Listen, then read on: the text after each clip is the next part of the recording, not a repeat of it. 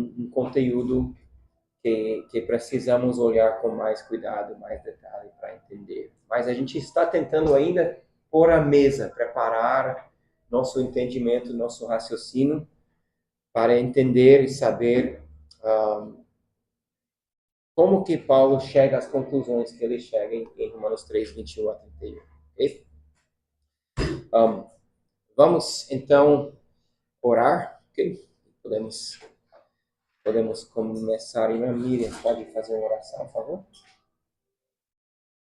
Muito obrigada por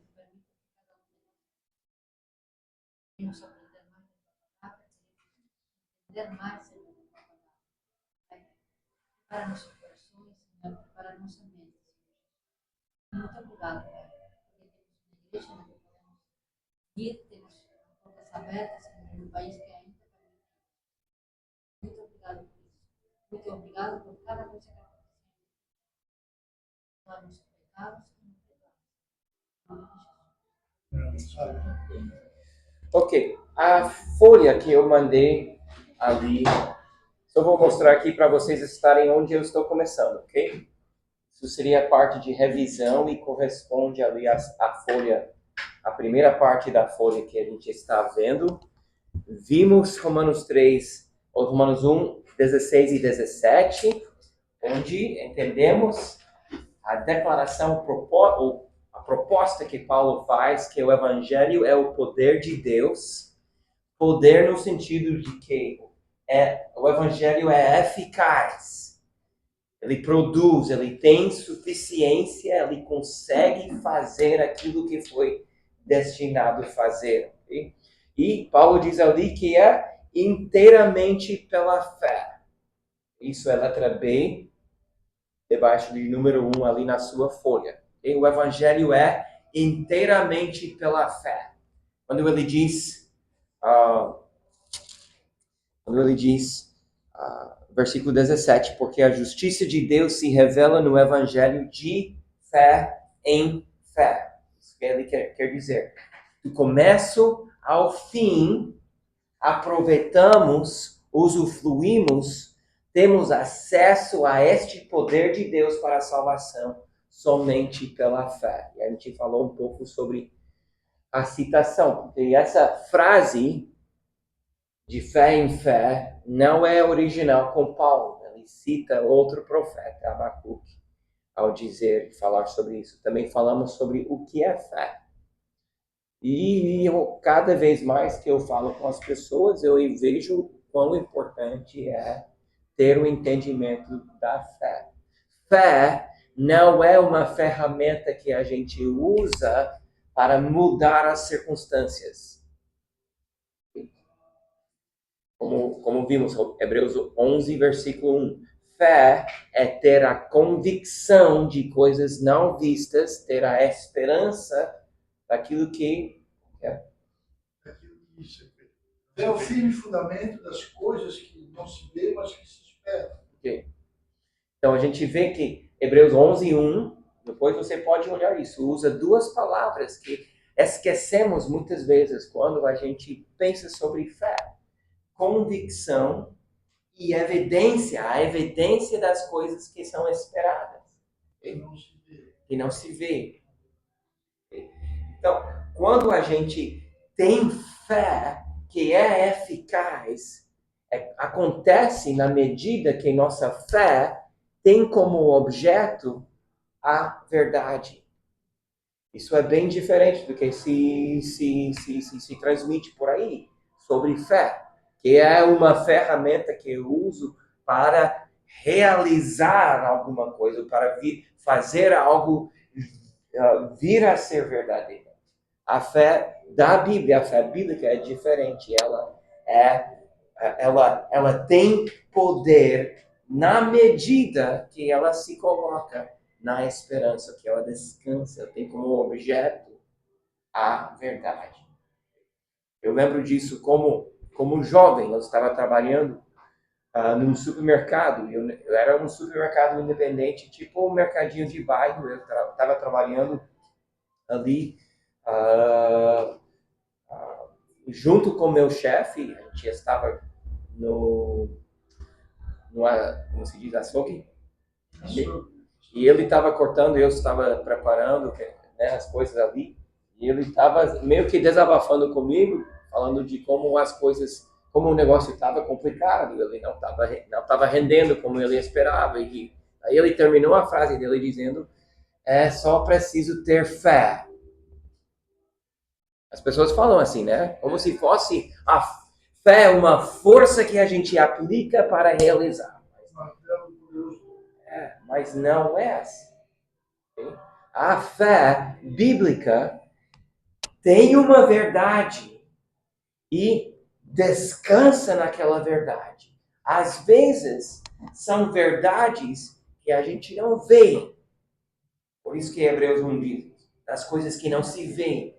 Tem o próprio poeta, eu citei o poeta semana passada, poeta que diz: fé é um piso no escuro que encontra uma rocha debaixo, ou lá embaixo, onde pisar. Esta é a fé bíblica. Às vezes parece ser ridículo. A fé é esperança ou a fé é descanso? É descanso que gera esperança. Isso seria tipo uma confiança, mais confiança do que esse negócio que a minha fé vai mudar tal coisa. Eu vou acreditar. Então é confiança. Eu confio em Deus. Então, minha fé, eu confio em Deus. Então, essa é a ideia. Nós temos uma verdade e agora eu vou ter que crer que aquela verdade vai render para mim. Mesmo que você não tenha visto aquela verdade. Mesmo não tendo visto. Desde que não aconteça, não é um poder nosso. Não estou falando sobre uma coisa que eu queira que vir a acontecer na minha vida, mas uma verdade que se aplica em todos os momentos, em todos os lugares, em qualquer situação que eu estou. Então, pastor, quando uma pessoa fala assim, eu creio, ou eu tenho fé que vai ser curado, vai dar certo. Então, é errado pensar assim. Isso é pensamento positivo. Mas E não as é. pessoas acham que é fé, Sim, que a gente mas- está tendo aquela fé. Mas não é a mesma Não é coisa. a mesma coisa. Porque muitas pessoas com muita fé já morreram. Sim, Isso é um fato. sim. É algo que se ensina muito hoje nas igrejas, essa teologia do sucesso. Conhece? Você tem que crer. Eu vou mover montanhas, e tem até livro por aí escrito, um monte de heresias escritas, movimentando pessoas para esse lado, entende? Levando as pessoas a entender de que a fé está aqui para modificar circunstâncias, e as circunstâncias são independentes da nossa fé. Se a vontade do Senhor é que a gente sofra, ou até venha a morrer pela fé, a fé vai continuar lá, e a circunstância vai ser totalmente oposta daquilo que a gente esperaria. Entende? Então, Gênio, né? a esperança do Evangelho não é que vai mudar alguma circunstância ou situação que eu estou vivendo. E às vezes muda, né, pastor? Muda. Aí vai a esperança. Mas a fé bíblica busca uma verdade e crê naquela verdade, independente das circunstâncias. Okay? Importantíssimo isso. Okay? Agora, segunda folha ali, aqui tem número 1 e número 2. Paulo diz em Romanos 1:16 que ele não tem vergonha do evangelho, é o poder de Deus para a salvação. Em versículo 17, porque nele, oi, entrem aí, viu? Tudo bem? Boa tarde, tudo bom? Boa noite. Tudo bem? Quiserem pegar uma folha aqui, ô Davi. É um caderno lá fora. A Bíblia também? A Bíblia pode dar um. Atrapalhando o estudo. Bem-vindo, viu? Tem que ser, né? A gente está concentrado, tinha fé que nem entrar. Isso aí já não é o coração feminino, né? E eu tinha fé que já não ia falar besteira também, cara. Mas assim, a gente pode fechar agora e orar. Tá bom, gente. Mas número 2. Então, Paulo diz em versículo 17 que ele vai falar sobre a maneira que a justiça de Deus é revelada no Evangelho pela fé. Isso é Romanos 1:17. Okay? Só que a gente vira a página, se podemos falar assim, versículo 18, e ele não fala sobre justiça, ele começa a falar sobre quê? Ira. Exatamente, ele começa a falar sobre ira, e agora ele vai começar a desenrolar um pouco desta questão que a gente até tem na nossa lista. Por que Deus está irado? E a primeira coisa que vimos é que Deus está irado contra a impiedade e injustiça dos homens, porque eles, em vez de crerem na verdade, suprimirem essa verdade. Okay? Essa palavra suprimir, lembra o que significa? Vocês que estavam aqui semana passada? Suprimir, substituir. Isso. Okay? Abafar. Abafar. Uma boa palavra. Okay? A ideia é que pegou esta verdade, enfiou dentro de uma caixa, fechou a caixa bem com fita e tudo, e sentou em cima da caixa, para aquela verdade não sair. Okay? E o Paulo tem ousadia de dizer para nós que o que podemos entender de Deus sem ler nenhuma palavra da Bíblia sobre o eterno poder dele, sobre sua divindade, é suficiente para condenar as pessoas quando eles ignoram e não creem nesta verdade. Isso é a ideia de Romanos 1. Daí Paulo explica que Deus entrega a esses homens e mulheres, essas pessoas, aos seus pecados. E aquela progressão de pecado que dá ali. Okay? Primeiro, não entendem mais o que é ser humano. Não entendem a imagem de Deus dentro do seu corpo. Segundo, então eles trocam a sexualidade e não entendem mais a questão de masculino e feminino. Não entendem mais o que significa ter dois gêneros diferentes. E aí, por fim, Paulo diz que vai para todo tipo de injustiça. Isso aconteceu antigamente. Oi? Acontece ao redor do mundo direto. Sempre aconteceu. Sempre. Então, parece que está reacontecendo. Né? Sempre. É a consequência de suprimir a verdade da revelação de Deus pela criação. Dizer que não há Deus, então, logo as pessoas, não importa da sociedade, não importa da educação, não importa da riqueza que tem, pessoas vão perdendo a imagem de Deus, ou seja, vão mudando os seus corpos, vão esquecendo do propósito da sua sexualidade, do seu gênero, e, enfim, vai numa degradação total. É que eu até podia pensar, vem com esse pecado, essa luta, vocês vão falar do homossexualismo, tá? A pessoa tem essa luta, ela tem que ver que não é vontade de Deus, então tem que haver uma luta.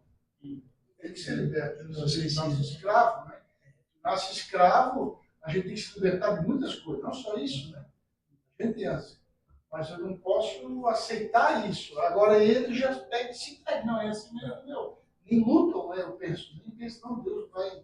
Não tem temor de Deus, não tem julgamento, não tem nada, então vou me entregar mesmo a isso. Não sei se a observação, a pergunta do Alex tem a ver com quando começou, porque hoje a gente está afundando no lamaçal da imoralidade e da depravação sexual. Tem gente que fala que o carnaval mais perverso da história do Brasil foi 2025. Vocês viram que deu gato e sapato. Incrível, as coisas aparecem nas mídias do que aconteceu neste carnaval. Mas não é novo, a gente pensa, agora está acontecendo. Sempre aconteceu. Agora talvez está se agravando ou Agora se entregar, você está divulgando, mas não esqueça que na época de Noé, já fala de que nos dias de Noé que casava, se dava de casamento e bebia. Depois tem Sodoma e Gomorra, lembram? Mesmas situações. Imoralidade sexual e tudo aquilo. Depois a gente analisa todas as culturas antigas, egípcias, todas essas mais antigas, todas tiveram perversão sexual e imoralidade sexual de todo tamanho.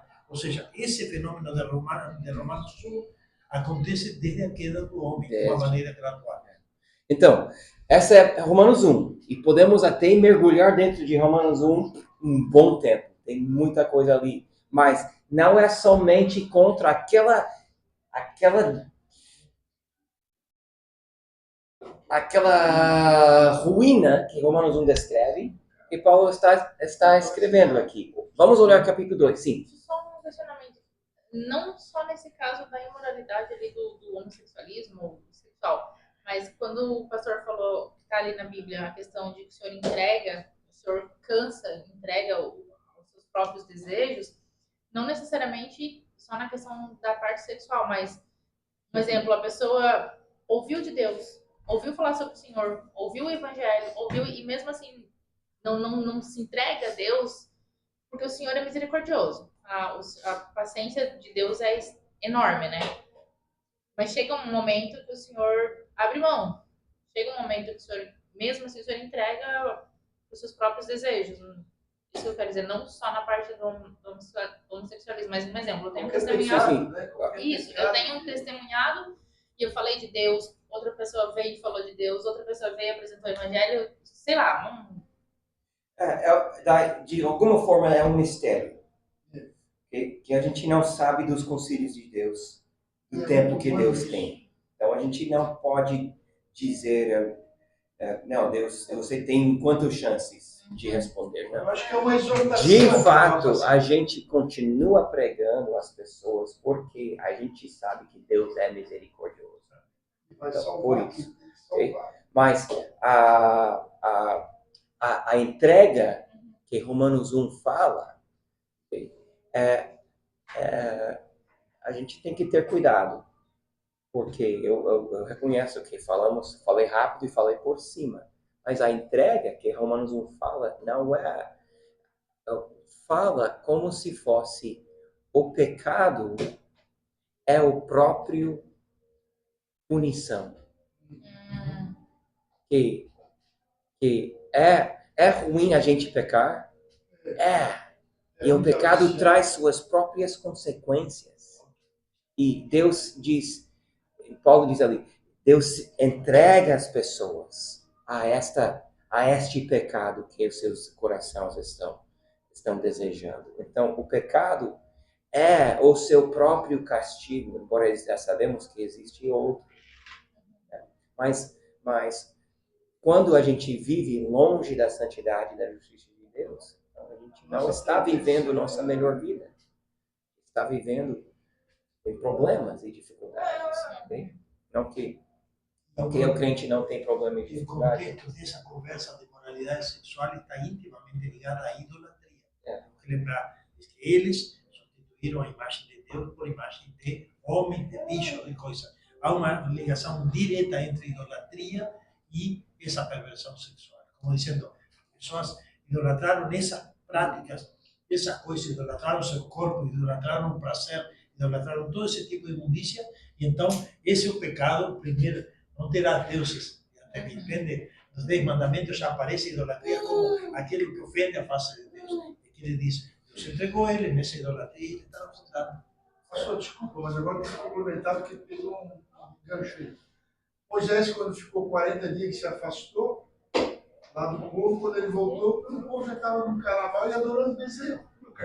Ele foi primeiro carnaval, foi lá, pode ver.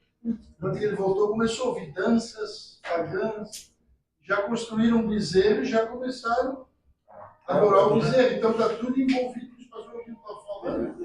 Idolatria, não, esse é um vínculo importante ali. Idolatria, imoralidade, todos os sentidos. Se tu não falar agora, tu não vai falar. Aqui também numa parte que ela falou, quando a gente fala, Deus ele deixa você se afundar no seu pecado, então também aquela questão de propósito, né? E, tipo assim, a vontade de Deus a ser cumprida para que a glória dele seja manifestada. Como, por exemplo, o coração de Faraó. Deus endureceu o coração de Faraó, mas o coração de Faraó já estava endurecido. E aí a gente se pega questionando, tá, mas por que? Se eles têm poder para redimir, para salvar, se eles têm poder redentor, por que ele não amolesta? Então, E aí a gente já conversou, né? É justamente para ele mostrar a glória dele. E aí entra no que ela estava falando, porque Deus ele tem uma paciência imensa, infinita, a gente pode dizer. Mas por que então que, né, ele faria uma coisa dessa? Então, e até mesmo Paulo vai abordar essa pergunta, Alexa, logo na frente em capítulo 3. Okay? Então, isso é, número 2, letra A. Deus está irada contra quem? Aqueles que suprimem a verdade. Okay? Agora nós queremos pular para a letra B. Deus está irada contra quem? Aqueles que julguem-se melhores do que seu próximo. Letra B. E aí agora a gente pulou para capítulo 2. Letra B fica lá no final da primeira folha, ok? Depois da letra A. Depois da letra A. Isso. Okay? Deus está irada contra aqueles que julguem-se melhores do que seu próximo. Agora, eu adoro como Paulo faz assim, porque realmente, capítulo 1, Paulo descreve o pior dos piores dos pecados, e a gente nem leu versículos 30 e 31, onde assim vai, tipo, como se fosse passar o pano no lamaçal de sujeira. Okay? Ele descreve todos os tipos de pecados ruins, e é tão fácil a gente ler capítulo 1, sair de capítulo 1 e pensando, é isso, Deus? Yeah, vai, Deus!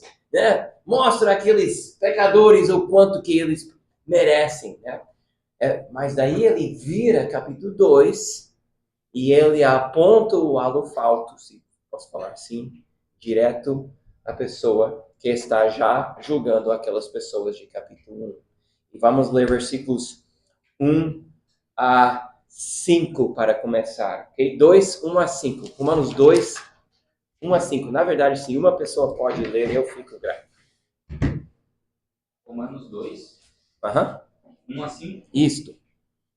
Portanto, você que julga os outros é indesculpável, pois está condenado você mesmo naquilo em que julga, visto que você, que julga, pratica as mesmas coisas.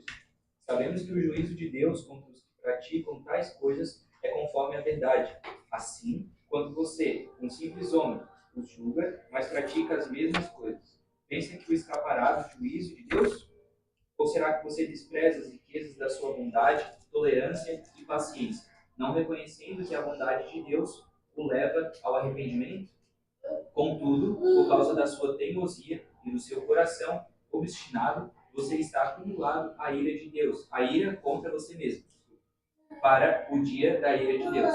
Mas quando se revelará o seu justo julgamento. Então, bom? Etapa atrás de Etapa atrás, né? etapa atrás, tapa, né? Você se acha superior do que aqueles que são ruins? Se prepare, porque existe um julgamento para você também. A ira de você está guardando ira para você mesmo no dia do juízo. Okay? Não é nada fácil lembrar ou ouvir. Okay? Não. A gente tem esta tendência entre nós, somos seres humanos, não temos? De, assim, olhar para a ruindade do outro. Não sei, nem sei se isso é a palavra. O pecado dele, o homossexualismo é pecado e a avareza também é. Ciúme também é. Ciúme também. Raiva também é. Mentira também é. Mentira também é. Então está tudo na lista dos pecados. E todos estes merecem a mesma ira de Deus. Ou seja, Paulo está ainda nesta questão. Okay? Agora, versículo 6 diz assim. Por quê? Versículo 5, a dureza do coração, versículo 5, acumulando contra si ira para o dia da ira, da revelação do justo juízo de Deus. Olha versículo 6. Deus que retribuirá a cada um segundo as suas obras. E agora, sim. Essa passagem não é para crentes, é para pessoas que não conhecem o Senhor ainda, obviamente. Isso não é para nós. Essa passagem, esse capítulo 2, Paulo direcionou para pessoas que se sentiam religiosos e suficientes, no caso judeus, de aí dizendo, nós somos superiores porque nós conhecemos Deus, mas ele diz, você também sou igual que os outros. Mas nós não chegamos em capítulo 3 ainda. Chegamos então, ainda, mas está antecipando. Vamos chegando, mas ele está colocando para que a pessoa que se acha melhor sente um pouco do calor daquele luz de juízo, de julgamento. Ok? Agora, eu li versículo 6. Outra pessoa agora leia, por favor, 7, 8, 9, 10 e 11.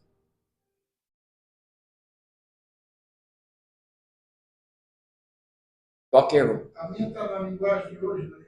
Deus dará vida eterna às pessoas que perseveram em fazer o bem e buscam a glória, a honra e a vida imortal. A minha tem que mudar essa tradução. Deus dará vida eterna às pessoas, é isso? Que perseveram em fazer o bem e buscar a glória, a honra e a vida imortal. Mas fará cair a sua ira e o seu castigo sobre os egoístas e sobre aqueles que rejeitam o que é justo, a fim de seguir o que é mal. Mal também? Haverá sofrimento e aflição para todos os que fazem o mal. Primeiro para os judeus. E também para os não-judeus. Mas Deus dará glória, honra e paz a todos os que fazem o bem. Primeiro ao judeu, e também ao não-judeu. E 11 para fechar. Pois ele trata a todos com igualdade. Ok. Então eu quero que vocês olhem o versículo 11 primeiro. Deus não trata as pessoas com parcialidade. Por que este versículo é assustador? É maravilhoso esse versículo. É assustador. Deus não trata Todos com igualdade, diz a minha tradução aqui, né? Deus não trata as pessoas todos com igualdade. com parcialidade. Deus não tem partido para o senhor. Trata eu melhor. Não, Trata Deus eu melhor do que trata ela? Seria assim? Não. Não. Então, não, tá certo, irmã. Okay? A irmã leu corretamente, mas vai comigo, ok? Vai comigo. Nós acabamos... Versículo 7 promete coisas boas ou ruins? Deus dará vida. Olha o versículo 7. Boas. Versículo 8 promete coisas boas ou ruins? Ruins. E 9? E 9? De Deus. Boas ou ruins? E 10? Ruim também, eu acho. Boa. Boas. Boa. Alguém está lendo a Bíblia, outro está brincando. Então, vocês olham na sua Bíblia, mas esta é a visão, ok? Versículo 7, coisas boas. 8 e 9, coisas ruins. 10 E 10, coisas boas. Tiramos 7 e 8. Agora, a gente quer muito cair dentro de versículo 7. Eu não quero cair muito dentro de versículo 8. 9. Nem 9. Mas versículo 10 eu topo. Eu lá. Ok? Eu amo. Mas, se o holofoto da ira de Deus me julgando está brilhante em meu rosto, por que versículo 11 me preocupa? Porque nós vamos sofrer o bom e o ruim. Porque se o Senhor não trata ninguém com parcialidade, nós vamos passar por todos os versículos. Então, em qual versículo eu vou cair? Todos. Mesmo eu querendo só os bons, eu vou cair nos ruins também. A vida eterna aos que, preservando em fazer o bem, procuram glória, honra e incorruptibilidade. Fazer o bem, procuro glória.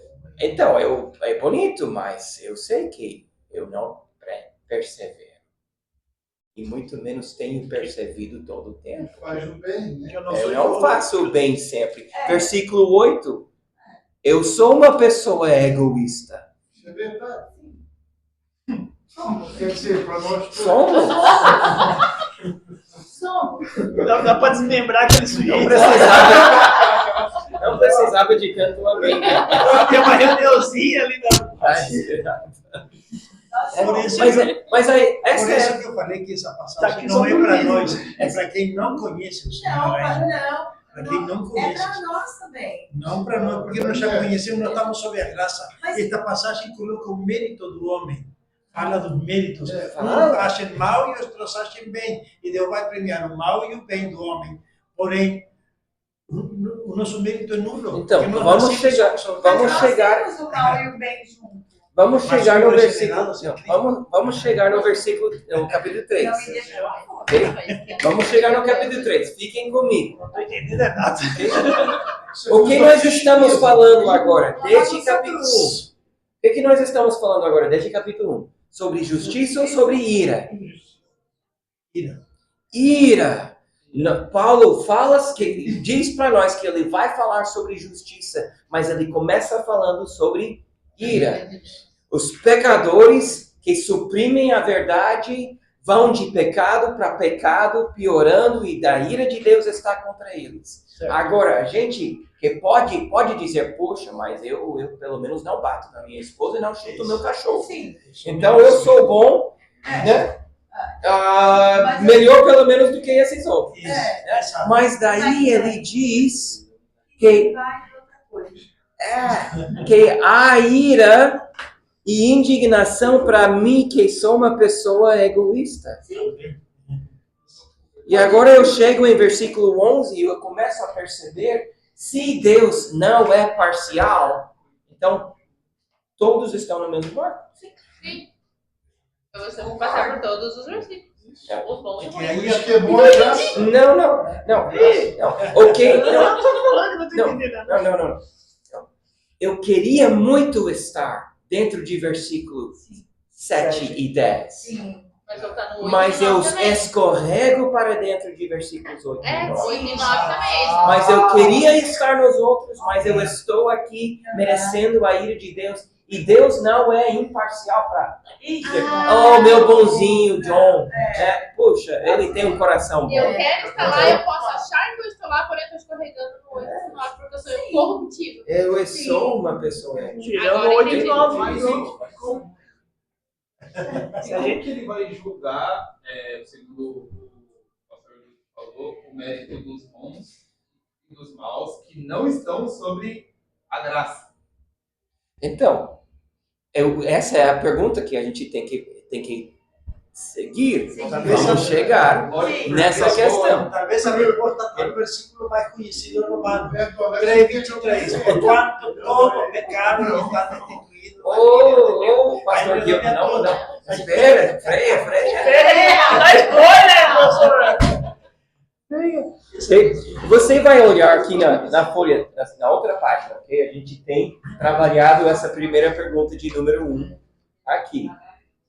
Okay? Agora, tem uma segunda parte deste versículo, que é uma esperança que a gente deve estar lendo até aqui, perdendo esta esperança. O pastor Gildo estava perdendo, por isso que ele entrou logo com o evangelho. Mas a gente deve estar perdendo esta esperança ao chegar a este ponto e pensar, puxa, mas que Deus irado, então? O que é isso? Mas, se nós lembramos aquilo que Paulo diz no início, se o evangelho é pela fé e não pelo mérito, então versículo 11 perde um pouco do seu temor. Não perde. Porque eu posso ser uma pessoa tão mal do mundo, o pior do que já viveu, mas a esperança de ter o evangelho pela fé é que não é algum grupo de elites super espirituais que são bem poluídos, bem vestidos, que conseguem somente acesso a isso. Deus é imparcial. Ele é imparcial na sua ira, portanto, ele pode também oferecer o mesmo evangelho pela fé a todos. É assustador. Deve ser. Eu creio que essa é a intenção. Agora eu entendi, Ok. eu estava bem confuso. Você estava confuso? Okay? Tá bom. Então, a pergunta ali, talvez a gente deveria ter começado com o número 2 em vez de número 1. Número 2 diz quais versículos me descrevem melhor. 7 e 10 ou 8 e 9? E eu preciso dizer que 8 e 9 eu caio dentro de 8 e 9. Eu prefiro não responder.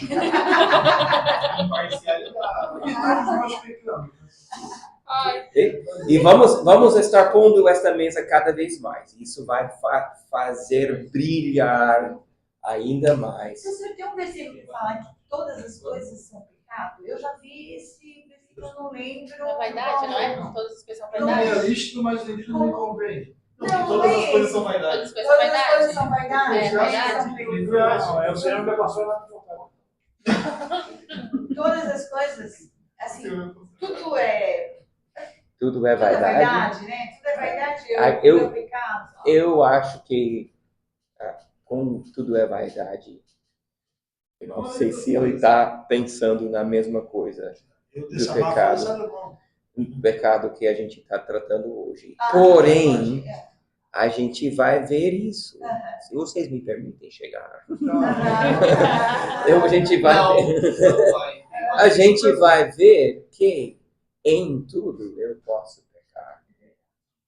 Isso realmente. Então, letra C. Estamos na segunda folha, letra C. Ok. Um terceiro tipo de pessoa que enfrenta a ira de Deus. Então, vimos o incrédulo, aquele que não está nem aí para Deus, está vivendo sua vida, buscando de ir de prazer em prazer, sim. E o outro, aquele que pelo menos pensa, não, mas eu vou escapar porque tem fulano que está pior do que eu. Então, pelo menos Deus, né? Isso seria a segunda pessoa. A terceira pessoa a gente vê em versículos 17 a 29, capítulo 2. A gente não tem tempo para ler tudo isso. Então, talvez vocês querem ir lendo em algum outro momento. Ok? Isso seria folha... eu não sei a numeração no arquivo que eu enviei ali. Okay? Substituir Deus, será? Então, Deus está irado contra quem? E nós temos aqui aqueles que acham que conseguem herdar a justiça de Deus.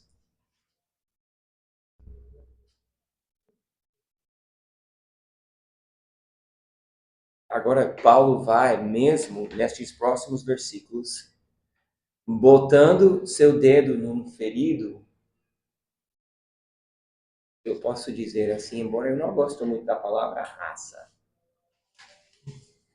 Porque, de fato, existe uma raça só, uma raça, a raça humana. De um Deus fez várias nações. Então, existem raças de outros tipos de animais, mas de seres humanos somos a uma raça. Mas se Paulo pode estar colocando o seu dedo no olho do orgulho do judeu, ele faz isso agora nestes próximos versículos.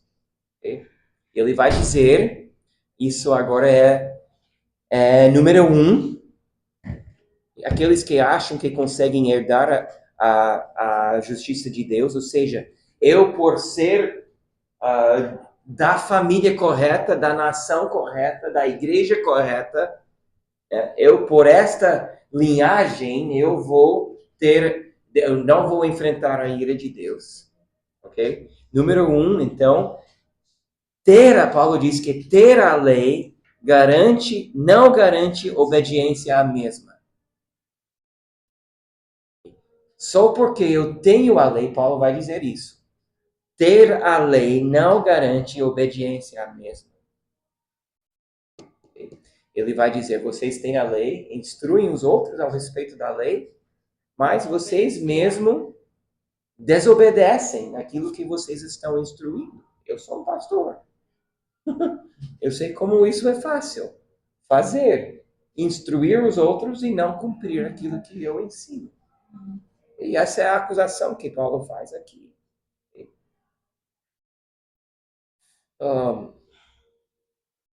Isso é o ponto que Paulo está dizendo e ele vai engrandecer esta ideia cada vez mais. O que é que tem poder para salvar? O Evangelho é o poder de Deus para a salvação. O que não tem o poder para salvar é a lei de Deus. Inclusive o judeu pode ser salvo pelo Evangelho. vão ser salvos não pela lei, mas Paulo está Pela fé. dizendo pela fé, exatamente. Mas eles não vão ser salvos por sua obediência. E é interessante, a lei não pode salvar. E sabe o que a lei fez? Condena. Mas antes disso, toma previdência para aquelas que não vão cumprir ela mesmo. E diz, então, quando você não me obedece, então você vai ter que fazer outro sistema de cerimônias assim complexas para resolver a situação de não ter obedecido no primeiro momento. Ou seja, a lei perpetua esta desobediência e vai fazendo mais. Okay? O número 2, ele vai falar sobre a circuncisão. Okay? A circuncisão, agora ele está colocando o dedo no olho do orgulho dos patriarcas. E dizer, eu sou um filho de Abraão, eu sou circuncidado. Okay? Se a lei não revela a justiça de Deus, então, de fato, eu como filho de Abraão, um judeu por sangue, e eu carrego a marca da aliança, a circuncisão, pelo menos os homens. Então, eu devo ter a justiça de Deus. Agora, estamos terminando para hoje. Okay? Mas o que ele vai dizer neste parágrafo aqui? Deixa eu ver como que está escrito. E a circuncisão, o sinal da aliança que Deus fez com Abraão, não garante a salvação, sendo que a salvação trata-se do interior, não do exterior. Agora, para desenrolar toda a questão da circuncisão e por que a gente está falando sobre a circuncisão no capítulo 3, leva outra aula inteira. Mas Paulo deixa isso claro. A salvação não é uma questão de um ato físico. Não é uma marca que eu carrego no meu corpo. É algo espiritual. Mas por que a circuncisão é uma aliança? Não, é o sinal da aliança. É o sinal da aliança? Mas esse sinal que Abraão fala é uma lei? A circuncisão é uma lei? Virou parte da lei depois, sim. Foi acompanhado na lei. Tanto é que a gente vê Jesus se submetendo a esta lei. Quando ele veio como um judeu, ele foi circuncidado no 8º dia, como qualquer bom judeu seria circuncidado. Cumpriu a lei, né? Então Jesus cumpriu a lei. Sim. Na cruz, principalmente. Ele não veio para revogar a lei. Ele veio para cumprir. Ele nos libertou de tudo isso, lá na cruz. Como ele cumpriu, quando ele morreu na cruz, ele nos libertou de tudo isso. Então, hoje em dia, como não há mais uma marca, a circuncisão ela não é mais necessária. Mas... Ela não, porque ela é uma marca de uma outra aliança. Okay? A gente trabalha, nos relaciona com Deus numa outra aliança, diferente dessa da de Abraão. Embora há um vínculo conosco com Abraão, mas não é pela circuncisão, não é também pelo batismo, é pela fé. Abraão é o pai da fé, né? E nisso sim nós temos um vínculo com Abraão. Okay? Boa pergunta, viu? Letra C, Paulo antecipa alguma contestação, alguma questão. Letra C, aqui em cima. Okay? Não, desculpe, número 3. Número 3. Aqui está de C, não sei por que diz C aqui, mas é número 3. Não envergonhado. Então, a lacuna ali é equidade. Eu não sei se isso é a melhor palavra, mas é a que eu escolhi. A equidade de Deus. Então, um pouquinho lá no número 1, portanto, na lei é o quê para salvar? Esse aqui? Portanto, Portanto, na lei não há poder para salvar. Não há poder. Obrigada. Fazendo circuncisão que vai salvar. Essas respostas todas estão naquele arquivo que enviei, tá? Ok? Vamos tratar as perguntas rapidamente. Isso é versículos 1 a 8 de capítulo 3. Okay? Paulo antecipa alguma dúvida que pode estar surgindo em nossa mente. Deus é injusto para criar uma lei, ou ao criar uma lei e exigir obediência a esta lei, se esta lei não vai nos salvar? Esta é a primeira pergunta que Paulo antecipou. Deus criou uma lei e agora vem Jesus para cumprir ela. É uma coisa bem... Será que, qual é a justiça nisso? Se Deus criou uma lei e exigiu uma obediência a essa lei, mas essa lei não tinha poder. Agora, precisamos continuar a ler Romanos. Paulo vai explicar. Mas em primeiro momento, sabe sua resposta? Sim, Deus não é injusto. Deus botou a lei para o homem ver que ele é culpado, né? Olha, capítulo 3. E aí depois, quando ele viu como cumpre, Jesus cumpre. Olha o versículo 4.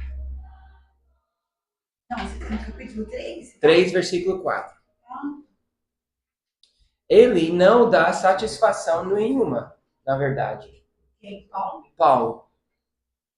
Ele diz, versículo 4, seja Deus verdadeiro e todo ser humano mentiroso.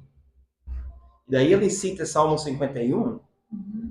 É um salmo onde Paulo está confessando o seu pecado e ele diz, foi contra o Senhor que eu pequei. Embora o pecado de Paulo naquele momento afetou muitas pessoas, inclusive a bebê que nasceu devido ao adultério que ele cometeu. Mas ele diz, eu pequei contra o Senhor somente. E ele vai dizer, Paulo vai dizer, embora pareça que Deus é injusto, precisamos lembrar. No mundo, precisamos lembrar quem é o dono deste mundo em que nós vivemos. Romanos capítulo 9, soberania de Deus. Precisamos lembrar quem estabelece as regras. Por isso que ele diz, de modo nenhum, seja Deus verdadeiro e todo ser humano mentiroso. Por quê? Porque Deus não é democrata. Ele não acredita em democracia. Ele é republicano. Ele não é republicano. E não é homem para mentir. Não, também, graças a Deus por isso. Deus é soberano. Ele é soberano e ele não tem uma mesa de diretoria onde ele consulta assim, as opiniões de todos.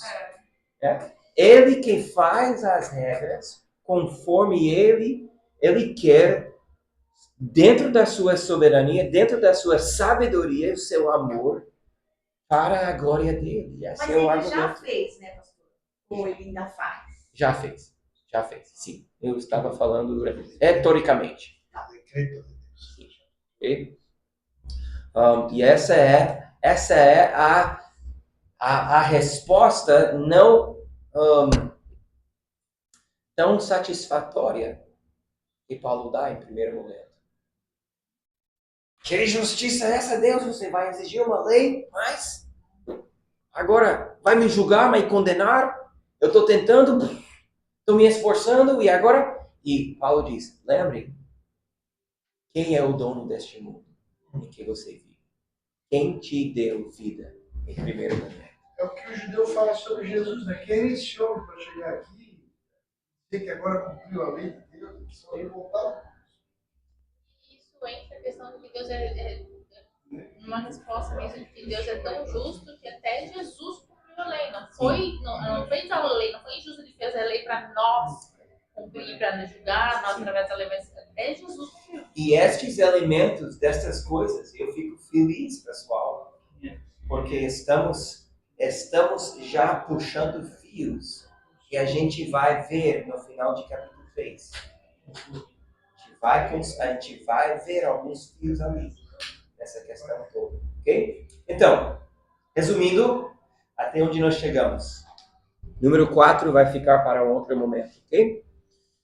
Mas, vimos então, consideramos a ira de Deus, por que Deus está irado contra pessoas que negam a sua divindade por completo, não quero ter nada a ver com Deus, as pessoas que se julgam superiores uns aos outros, por meio do seu bom comportamento, a aprovação das pessoas, acham que estão conseguindo, e por fim, principalmente para os judeus, mas na verdade poderíamos incluir todos os religiosos que acham que é por religião que vão conseguir escapar desta ira de Deus. E Paulo diz, Deus é Deus, todo homem é mentiroso.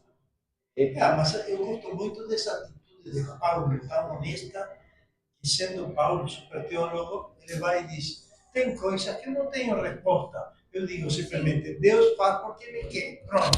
Assim ele encerrou. Aí o que encerramos a lição, a soberania de Deus. Paulo lutou com 3 tipos de pessoas e diz, mas afinal, quais são os critérios que Deus usou? O critério é a palavra e a autoridade dele. Ele faz porque Ele quer, Ele é soberano. Quem sou eu para questionar? Mentiroso sou eu, mas é verdadeiro. O comandante disse isso para mim, né? Vou eu subornado, vou querer ponderar contra ele, que é um homem, né, pecador, como eu imagino Deus. Imagina Deus Tá bom, meus irmãos, obrigado. Romanos é um livro que me enrola. Não. Te deixa me sorrindo. energiza melhor do que café. Eu discuti muito com você no Romano 7. Muito. Porque eu tenho no Romano 7. Romano 7, 8. Eu não entendi a ouvir a primeira. Romanos Eu discuti muito com o pastor tá. Davi no Romano 7, 8. E ano passado a gente fez um sobre o Romano Sim, inteiro, sim. E, nossa. Verdade, a gente já tava quase saindo da mesa e deixando só o Alex resolver. Romanos 7, pesado. O pastor Davi até foi para os Estados Unidos para se Vamos orar por eles, tá? Não, amanhã. Eles estão embarcando, estão viajando agora mesmo. Então, oramos por eles. Eu quero fazer um pedido. Quem? Eu gostaria que colocasse os meus netos na oração. Os netos preciosos. Adolescentes. Onde a vovó diz Aborrecendo? Aborrecentes. Claro. Não, assim, eu vejo meus netos hoje que não estão na igreja, né? Porque minha filha abandonou a igreja, então eles perderam a essência do conhecimento. Então, o conhecimento hoje é a mídia, o celular, né? Isso traz, assim, muitos conflitos, assim. A gente vê, quando você conversa hoje com os jovens, eles têm várias perguntas e não querem ouvir respostas. Então, assim, às vezes a gente tem que dizer assim, pergunta isso, fala isso, mas eles não querem falar, porque eles não querem ouvir, né? Mas a gente sabe. Então, assim, meus netos, eu quero colocar diante de Deus, porque eles são do Senhor. O inimigo está lá rondando, mas eu sei que está nas mãos deles. Eu creio. Um dia eles vão voltar. Vamos orar por eles. Mais algum pedido? Vamos contra que sai do sábado. Encontro de casais.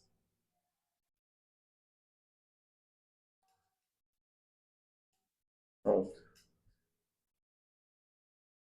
Dá pra orar também. Nós precisamos lá na farmácia, nós estamos com vaga aberta de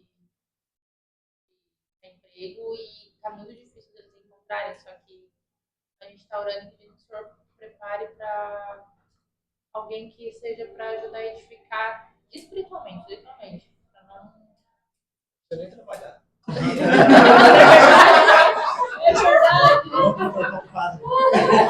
É só pegar a caixinha, Que venha para ajudar. Ou já tem candidato. Aí eu vou, se não precisa, eu vou. Seja para edificar, para a gente crescer espiritualmente, não ajudar a gente a pegar os caminhos. E vamos lembrar de orar pela programação de Páscoa também. Orar, tá? Que lindo, né? ficando bonito cada vez mais. Os outros pedidos, a lista incluí, na verdade, no PDF que enviei, mas também está no parte verso do informativo do mês que entregamos. Não, tranquilo, estamos terminando, ok? Se a gente não descer, Ezequiel canta até amanhã.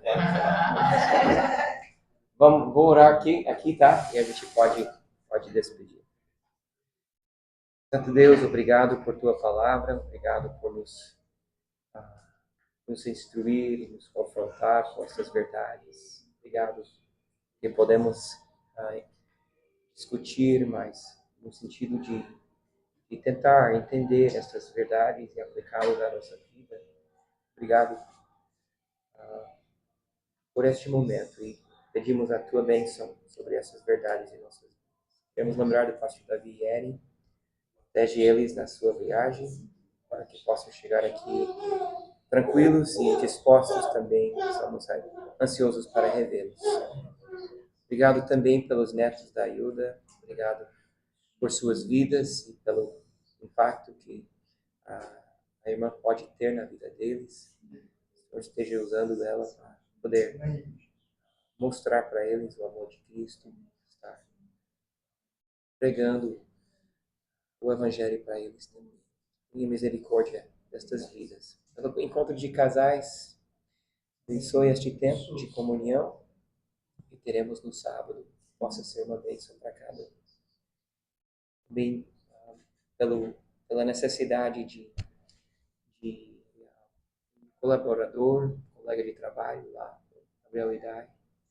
Direcione a pessoa certa para esse trabalho. Pedimos. Também, obrigado pelo trabalho que está sendo feito para a Páscoa. Abençoe cada um que está servindo, trabalhando. Ser uma bênção. As necessidades que nós temos. Pedimos em nome de Cristo. Amém. Perguntar, quem sabe? Profissional. A pessoa vem tudo. Só não vai mais.